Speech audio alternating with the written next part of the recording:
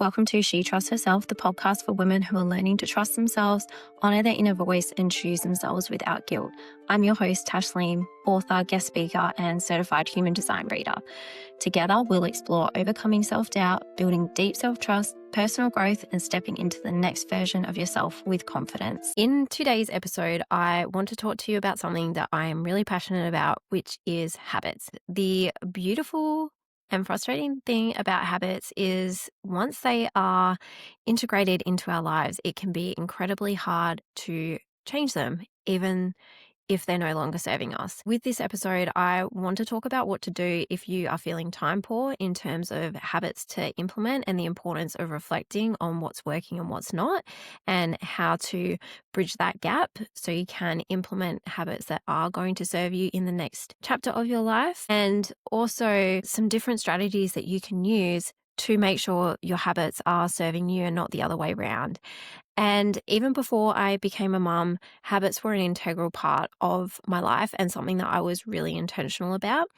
And there were definitely times where I dropped the ball and I had habits in my life that were no longer serving me. And I would do a habit audit and figure out what needed to change and what I could replace it with. I just want to give you some suggestions, because if you're feeling that way with habits, especially before the end of a new year, then you can begin 2026 feeling revitalized, energized, and kicking off with habits that are actually going to serve you and the goals that you want to achieve moving forward. So one of the things I want to say as well is with habits, you don't have to feel bad if you've got habits that are no longer serving you. We all do, because there are times where we're going to be running on autopilot, and even though they may not be the best, it's hard to break that cycle unless you've got something to replace it with. For instance, if someone's a smoker, if you try and go cold turkey and give up that addiction, it's going to be incredibly difficult. And some people can do it, and that's absolutely incredible. For instance, I did it with coffee when I switched from being a coffee drinker for 15 years to drinking cacao every day. That's my new morning ritual. I was able to do that cold turkey. Thankfully, I didn't get any headaches or caffeine withdrawal symptoms. I don't know how, but it was just very lucky. So it is possible, but going cold turkey is hard. So that's where a habit replacement technique can sometimes be better. And as well, you are feeling time poor, or like there's just simply not enough hours in a day, then please remember that you are not alone. It's something that all of us experience at one point in our lives or another. And we live in a fast-paced world, and everyone loves to say how busy they are. And that just seems to be the expectation. The busier you are, the better your life is going. And it's easy to really fall into that kind of thinking, and that doing more things equals more progress. And it's not necessarily the case. You can definitely be doing a lot of things, but if they're not fueling you or exciting you or giving you energy, then you're just going to be worn out and depleted. Whereas if you've got habits that are actually there to serve you and are useful and an integral part of your day, then you're going to be feeling better physically, mentally, emotionally. So if you are feeling time poor, it's often not just about your packed schedule. That's kind of the surface level part of it. That's definitely one of the symptoms, but it's more so to do with the mental clutter, the mental load, and also the decision fatigue, because you've got so much going on.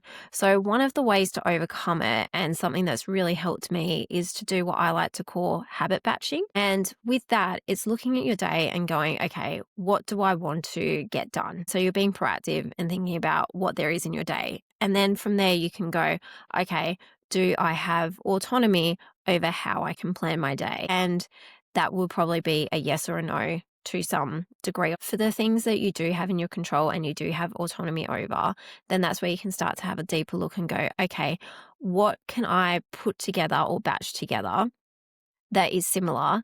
And I can just be focused on that. So for instance, say if you've got to go out on the weekend and you've got to get the groceries, you've got to pick up a prescription from the pharmacy, maybe you need to get some dog food or get a gift for someone that you'd forgotten about, or whatever the case may be.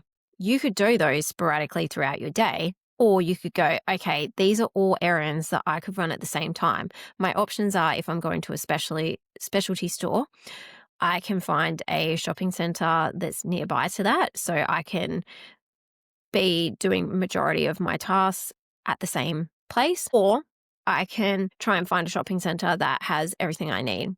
And with that, you're already in shopping mode. Your brain's already thinking about the things that you need to buy for making meals. You're also thinking about the gift. So your mind is already there. So you are easing the mental burden by batching all of those tasks together.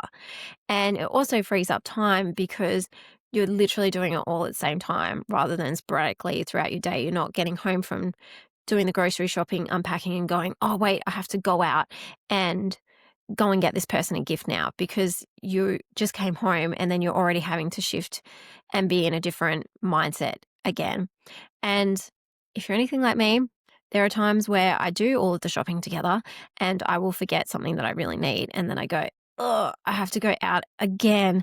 And then I have to psych myself up in terms of, I thought I got everything, but I didn't. And so you've got to go out and get the thing that you need to get and then come back again. So it sometimes feels like not a waste of time per se, but you've got to be putting yourself back into that frame of mind to do something that you thought you'd already ticked off your list. So that's one tip and strategy that you can use there. And so it just means that you're not scattering your brain power, your energy, and your time, because you're batching it all together, which is really great. Another option that you can try as well is habit swapping.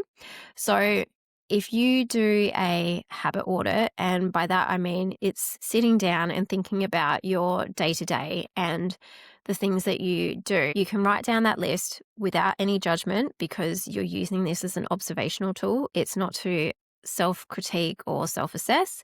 You're just writing down what you do.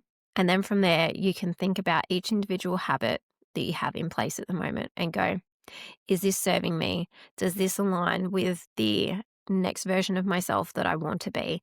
For instance, if you're wanting to lose weight and build muscle because you're going to the gym, then maybe a habit that you had from your former self prior to going to the gym and making fitness a priority and something that you wanted to implement back into your life was, after work one day, you would drive and go and get takeaway. And maybe you look at that and go, okay, is that a habit that I want to carry forward with me? Is this going to be supporting my goals of losing weight and putting on muscle? Is that my cheat meal for the day or for the week? Or is this something that I'm still doing out of habit and on autopilot, and something that's no longer serving me?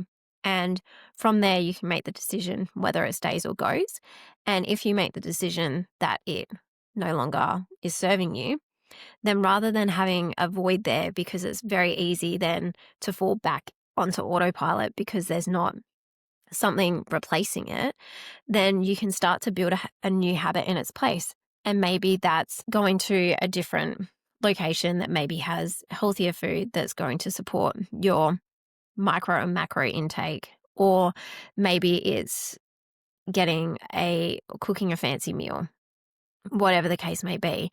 And that just helps you build a new habit, build a new foundation, while also not being tempted to revert back to your old ways because there's something filling that void. I've found that that has definitely helped me. So as I was saying earlier in this episode, when I switched from drinking coffee to cacao, I knew that I no longer wanted to drink coffee because it was making me feel quite anxious, and I was getting brain fog, and I was having way too many cups of coffee each day.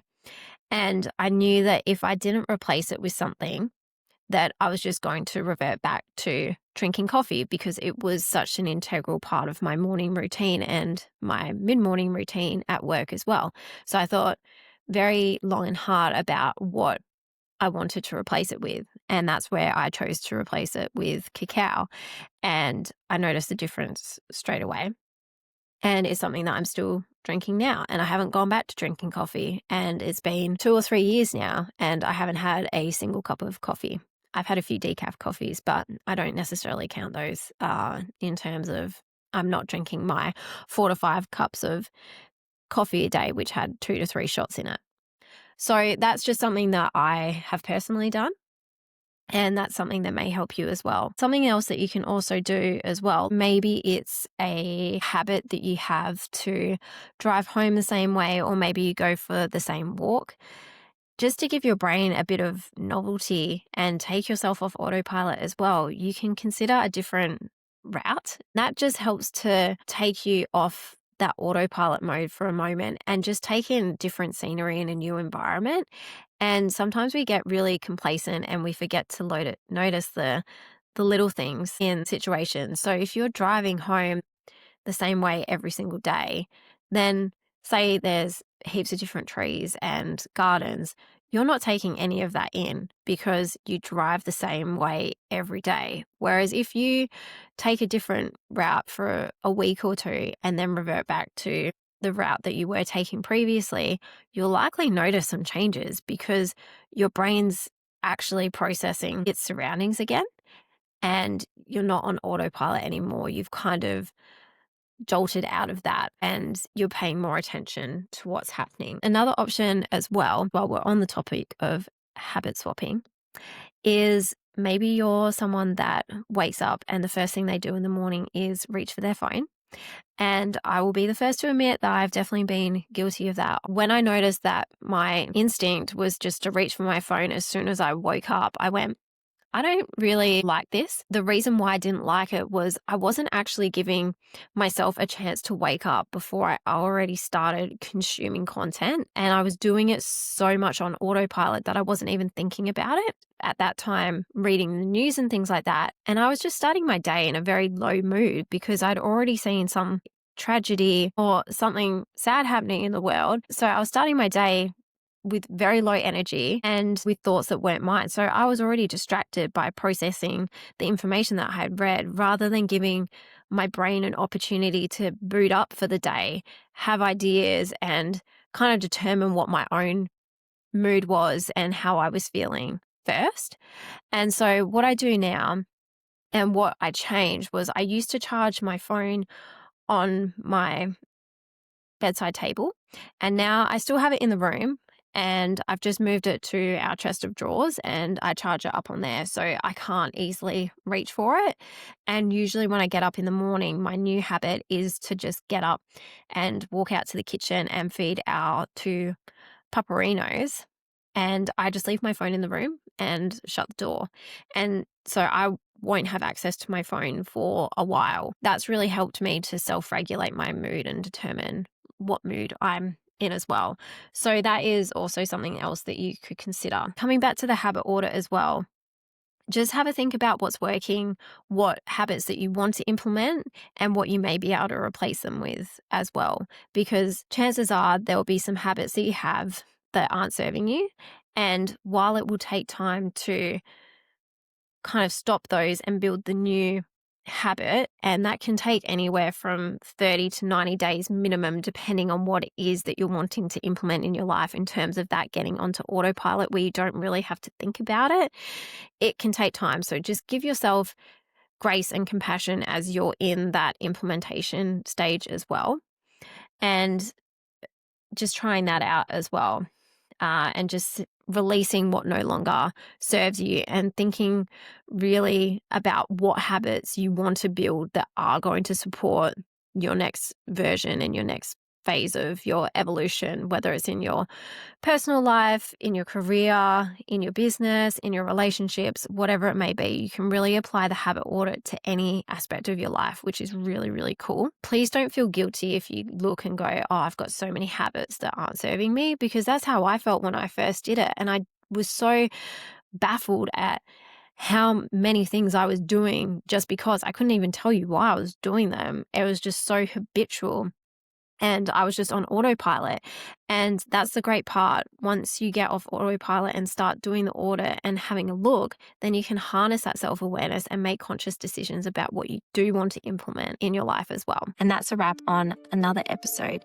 If this one resonated with you, I'd love for you to subscribe to the podcast so you don't miss any future conversations, and share it with someone else who's learning to trust herself again.